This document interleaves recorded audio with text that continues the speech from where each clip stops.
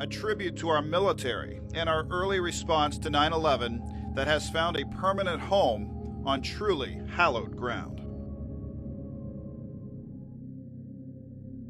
This is a pretty special monument here because a lot of even New Yorkers don't know that this monument is here.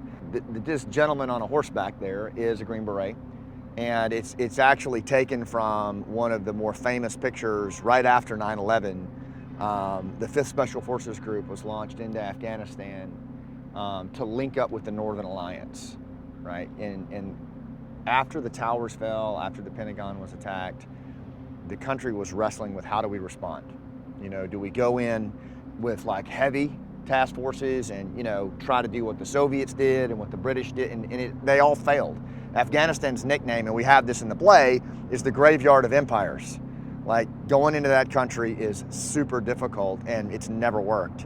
And so we were trying to find an unconventional solution to respond quickly to these attacks and to do something that might have a chance of success.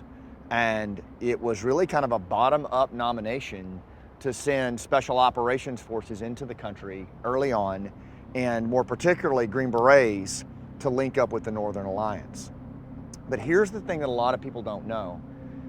2 days, I think it was 2 days, was it 2 days, Lenny, before the towers fell, 2 Al-Qaeda operatives posing as Al Jazeera journalists went and interviewed in Afghanistan a guy named Masood. Masood was the leader of the Northern Alliance, and he had been begging the U.S. to come in and help him fight against the Taliban and Al-Qaeda.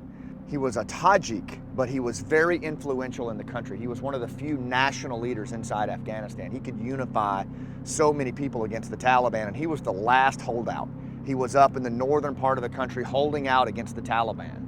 And Osama bin Laden was so strategic in this attack that he knew when he hit us that Masood was the guy we were going to go to. And so 2 days before the attack on the World Trade Center and the Pentagon, he actually sent these cameramen in to interview Masood, and then they detonated and they took out Masood 2 days before they hit us. The former leader of the Northern Alliance was assassinated by 2 members of Al-Qaeda posing as journalists. We still sent special forces in, and they were able to link up with primarily the Northern Alliance in the northern part of the country. And then over time, they started linking up with Pashtun tribes and everything. But when they first went in, Green Berets were moving around the country on horseback. And, you know, they were even airdropping saddles into a lot of the teams because that was how they were having to get around the country. And if you saw the movie 12 Strong, you know, the team that went in initially, their team leader, it just so happened, was a cowboy from out west, and he was a great horseman, and it really enabled them to move almost like cavalry around the country. But they moved fast, and they were able to do that on horseback, but yet employ precision firepower with jet aircraft. So it was like a combination of 19th and 21st century warfare where this happened. And so when 5th Group came back from their initial deployment, Scotty Neal and several other influential Green Berets made deep connections inside New York City, and they started having conversations for a monument that would honor the initial special operations response. And this thing was years in the making.